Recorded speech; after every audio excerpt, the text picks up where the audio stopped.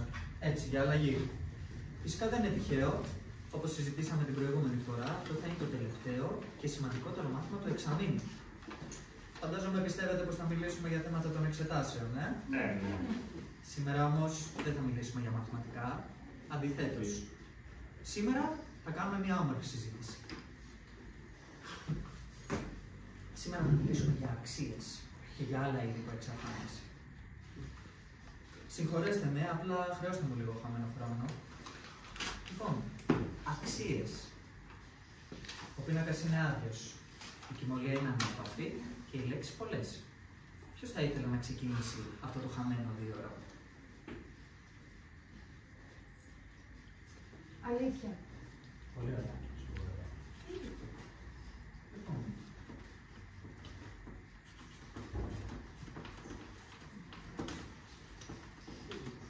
εγώ θα προσθέσω την ειλικρίνεια.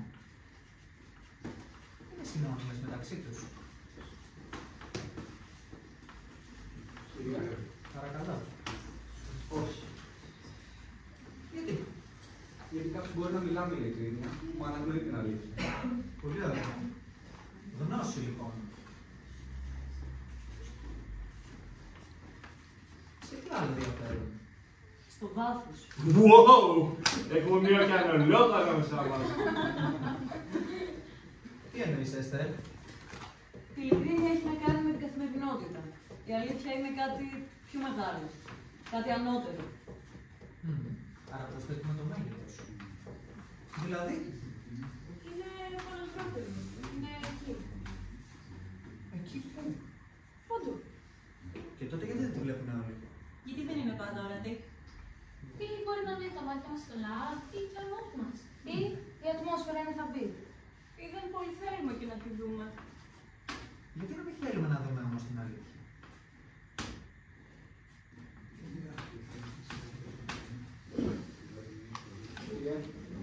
Παρακαλώ. Γιατί είμαι δύσκολη. Γιατί κάποιος μπορεί να σε illustρήσει πιο εύκολα με το ψέμα. Αλήθεια. Και εκείνο με τη σειρά του σε ακολουθεί. Όταν μας ακολουθούν οι επιλογές μας. Τότε, Εντάξει, ας πούμε ότι σε αυτόν τον κόσμο έχεις περισσότερους φίλους όταν λες ψέματα, έτσι. φιλία. Έχεις. Νομίζω πως είμαστε λιγότερο μόνοι όταν προσποιούμαστε. Ναι. Λοιπόν, πείτε μου. Υπάρχει κάποιο νόημα σε αυτή τη λίστα που γεμίζουμε? Ούτως ή άλλως, είναι μια λίστα που σε λίγο θα σβηστεί η ιδέα. Η λίστα θα διαρκέσει λίγο. Οι αξίες όμως όχι. Και αν δεν τις εφαρμόσουμε? Πράξη. Υλοποίηση αξιών.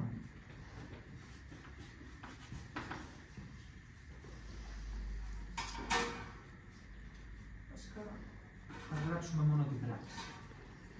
Καλό είναι να κρατάμε τα πράγματα απλά. Και προσθέτω τη λέξη απλότητα. Λοιπόν, η επόμενη λέξη. Αγάπη. Αγάπη. Τι είναι η αγάπη? Μία λέξη στο πίνακα. Οι λέξεις έχουν το νόημα που εμείς τους δίνουμε. Οι λέξεις είναι συχνά μεγαλύτερες από το νόημα που τους δίνουμε. Αγάπη είναι η προσφορά. Αγάπη είναι η κατανόηση. Αγάπη είναι το κεκαλυμμένο συμφέρον. Αγάπη είναι η ενδιαφέρεια. Αγάπη είναι το μητρικό γάλα. Η αγάπη είναι εμπόρευμα κι αυτό. Όπως όλα τα άλλα. Εκεί που σταματά ο σαρκικός πόθος, εκεί ξεκινάει η αγάπη. Η αγάπη είναι αγνή. Αγνότητα. Εγώ δάσκαλε διαφωνώ παρόλα αυτά. Πιστεύω πως η αγάπη είναι μια αυταπάτη. Και συνήθως αγαπάμε κάτι που δεν βρίσκεται εκεί. Συμφωνώ. Η αγάπη είναι θυσία. Θυσία, πολύ ωραία. Μα η αγάπη δεν είναι γύρω μας. Η αγάπη κοιμάται στο βυθό, ωκεανολόγια. Όπως και να έχει, ελπίζω κάποτε να τη συναντήσετε. Και όταν το κάνετε, να έχετε το μέγεθος και την καθαρότητα να τη διακρίνετε. Φυσικά υπάρχει αγάπη που δίνουμε και αγάπη που παίρνουμε. Και ο κόσμος δεν είναι πάντα γενναιόδωρος, μήτε δίκαιος. Οπότε προσθέτουμε τη λέξη γενναιοδορία. Συγχωρέστε με, θα μου πάρει λίγο χρόνο. Κύριε, θα μας βάλετε κανένα θεματάκι να μας πείτε. Ηλία, δεν είναι της παρούσης, γενεοδορία και τη λέξη δικαιοσύνη. Η δικαιοσύνη άραγε είναι πανανθρώπινη. Θα έπρεπε. Αλλά. Ο κόσμος δεν είναι ούτε αντικειμενικός, ούτε αμερόληπτος. Πολύ ωραία. Συχνά οι μεγαλύτερες αδικίες βασίστηκαν δίκαιες. Και η κοινή αντίληψη για το δίκαιο δεν είναι πάντα δίκαια.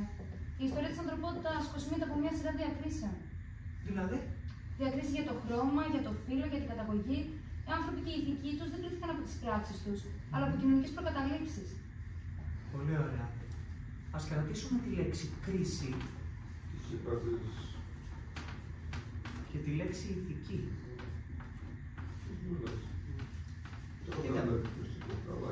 Τι είναι η ηθική? Ευκολάκι. Μία λέξη θα πει να κάνει. Θα έλεγα ότι είναι μια άγνωστη λέξη. Μια ταλαιπωρημένη λέξη. Μια ξεχυλωμένη λέξη. Όχι αγαπημένη μου λέξη. Γιατί? Δεν είναι στη μόδα. Είναι ένα ρομαντικό κατάλοιπο, ένα ρήπιο του παρελθόντος. Μια ξεχασμένη λέξη. Γιατί ξεχασμένη μου? Γιατί είναι αυστηρή. Κουνά το δάχτυλο και σου λέει το τι επιτρέπεται και τι όχι. Γιατί αντιτίθεται στην ανθρώπινη φύση. Έχετε δίκιο.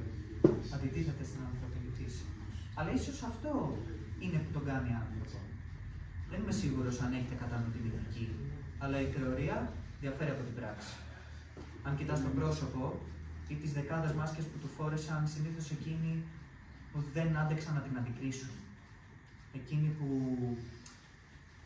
έπεισαν τους εαυτούς τους αλλά και τους γύρω τους για κάτι διαφορετικό. Οπότε πάμε πάλι. Τι είναι η ηθική? Το καλό. Το σωστό. Πολύ σωστά.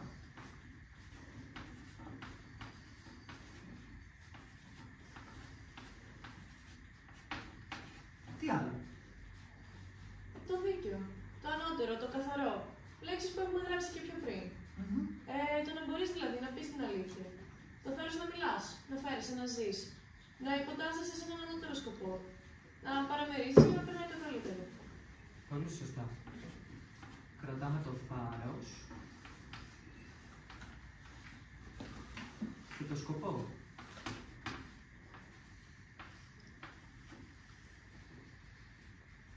Τι άλλο είναι η ηθική? Το κίνητρο. Δηλαδή? Το κίνητρο πίσω από τις πράξεις. Δηλαδή? Δηλαδή, αν το κίνητρο πρέπει να δώσεις να πάρεις. Γιατί η ηθική λέει δώσε και το συμφέρον λέει πάρε. Δοτικότητα.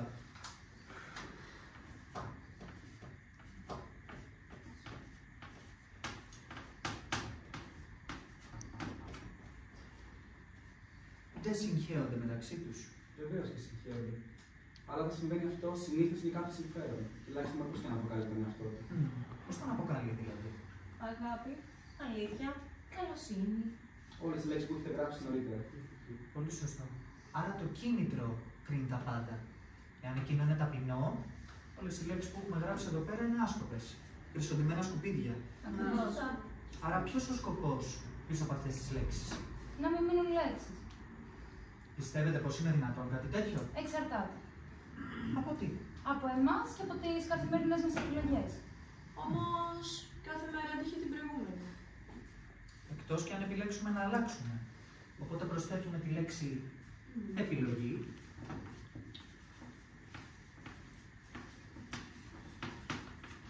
Και τη λέξη αλλαγή. Κύριε, νομίζω ότι είναι η ώρα για διάλειμμα. Είναι η επιλογή μου. Δεν θα έχουμε διάλειμμα αυτή τη φορά, Ηλία. Μα κύριε, όλα έχουν διάλειμμα. Όχι όλα. Η ζωή δεν έχει. Υπάρχει ο ύπνος. Όπως και κάποιοι που κοιμούνται παντοτινά. Κουρεύονται. Αυτή τη φορά δεν θα έχουμε διάλειμμα. Το είδα, Στέλιο. Ήρεμα, ήρεμα. Αυτή τη φορά δεν θα έχουμε διάλειμμα. Αλλά όποιος θέλει, είναι ελεύθερος να φύγει. Ναι, για να με ξανακόψετε. Δεν είναι επιλογή μου. Ελευθερία. Να μην συγχαίρεται με την ασυδοσία. Κύριε να ρωτήσω κάτι. Παρακαλώ.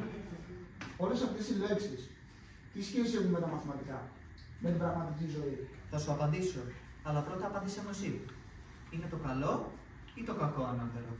Και γιατί? Δεν υπάρχει σωστή απάντηση.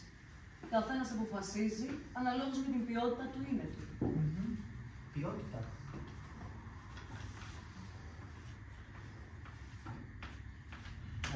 Κάνω ό,τι καλύτερο μπορώ με τα γράμματα, συγχωρέστε με. Για να δούμε, Καλά είναι. Δηλαδή, για εξήγησέ μου για την ποιότητα. Οι ίδιοι κακοί βαφτίζουν τις πράξεις τους καλές. Τα μεγαλύτερα εγκλήματα, ποτάμι αίματος, όλα στο όνομα του καλού. Το καλό του ανθρώπου, το καλό της κοινωνίας. Άλλωστε, τα μεγαλύτερα ψέματα υπόθηκαν στο όνομα της αλήθειας. Οι μεγαλύτερες αδικίες στηρίζονται στο υπόστρωμα της δικαιοσύνης.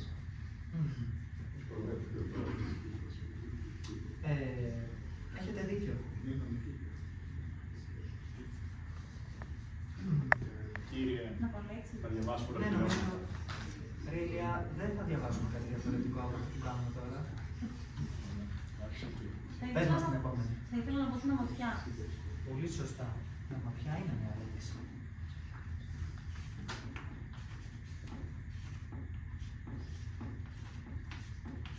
Εσωτερική και εξωτερική.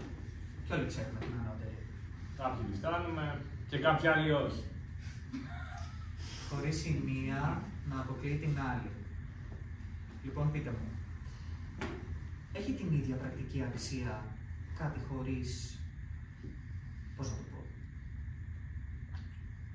τέλος πάντων, μία κούπα έχει την ίδια αξία όπως και αν είναι φτιαγμένη?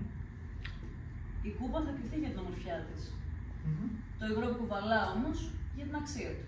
Σαν να λέμε κάθε τι θα ξεδιψάσει μια διαφορετική ανάγκη. Η ομορφιά του πνεύματος και η ομορφιά των πραγμάτων. Καθένα ακτινοβολεί τη δική του λάμψη. Στη φύση αυθονεί ομορφιά, άλλωστε. Πλέον, αν τα συναισθήματα μας βοηθούν να γνωρίσουμε τον κόσμο και τις έννοιες που τον περιβάλλουν και η ομορφιά ενεργεί πάνω σε αυτά, τότε νομίζω πως η ομορφιά και η τέχνη έχουν νόημα παντού. Μπράβο. Η αίσθηση της ομορφιάς είναι σχετική. Αλλάζει με την εποχή, με την εκπαίδευση. Οι άνθρωποι δεν έχουν το ίδιο κριτήριο για την ομορφιά. Νομίζω πως ο καθένας κατά βάθος γνωρίζει την ποιότητα του έργου. Μάλλον. Ναι, έχετε δίκιο. Άλλωστε, ο καθένας μας έρχεται πάντα αντιμέτωπος με τον εαυτό του. Η επόμενη λέξη. Σοφία. Τι είναι η σοφία? Είναι το να λες περισσότερα με λιγότερα.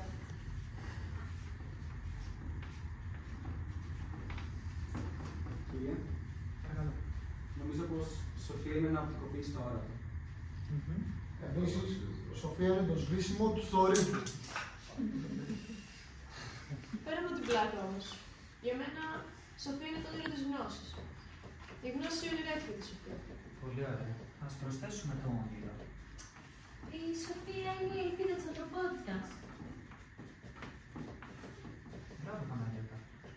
Προσθέτουμε και την ελπίδα. Λοιπόν, θα μπορούσαμε να γράψουμε περισσότερες ή και λιγότερες λέξεις. Σίγουρα λιγότερες. Πάντως, γράφω ένα βιβλίο τώρα τελευταία και θα ήθελα να σας διαβάσω τον επίλογο του κειμένου μου, γιατί πιστεύω ότι κολλάει πλήρως στο θέμα του σημερινού μαθήματος, στις αξίες. Λοιπόν, αν κάποιος αποκτήσει φτερά σε έναν κόσμο που είναι όλα κολλημένα στο έδαφος, τότε θα συμβούν τρία πράγματα. Αρχικά, θα μπορέσει να πετάξει.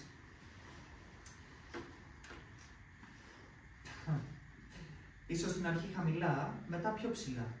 Το ύψος εξαρτάται από τη δύναμη των φτερών του, τους ανέμους και την επιμονή του. Θα υπάρξουν στιγμές όπου ο άνεμος θα τον σηκώνει ψηλά και άλλες όπου η βαρύτητα θα τον τραβά πάλι κάτω. Στη συνέχεια θα δει τον κόσμο διαφορετικά, από ψηλά. Οι άνθρωποι και τα προβλήματά τους θα του φαντάζουν μικρότερα. Θα καταλάβει πως η ευτυχία της γης δεν βρίσκεται στους λαβύρινθους της γης, αλλά στο πέταγμα προς τα επάνω. Συγχωρέστε με. Τέλος θα τιμωρηθεί. Λίγοι θα χαρούν για την προσπάθεια που κάνει. Οι περισσότεροι θα τον χλεβάσουν, θα προσπαθήσουν να τον καταστρέψουν και ίσως ακόμα και να τον πολεμήσουν, γιατί δεν θα συγχωρέσουν πως τόλμησε να πετάξει. Εσείς όμως είστε ακόμα νέοι. Τα δικά σας φτερά είναι αδύναμα ακόμα, αλλά έτοιμα να μεγαλώσουν. Το αίμα της καρδιάς σας θα το ενδυναμώσει. Η απόφαση είναι δική σας. Πόσο ψηλά θέλετε να πετάξετε? Όταν αποφασίσετε, μη φοβηθείτε τον ήλιο. Να έχετε μία όμορφη μέρα.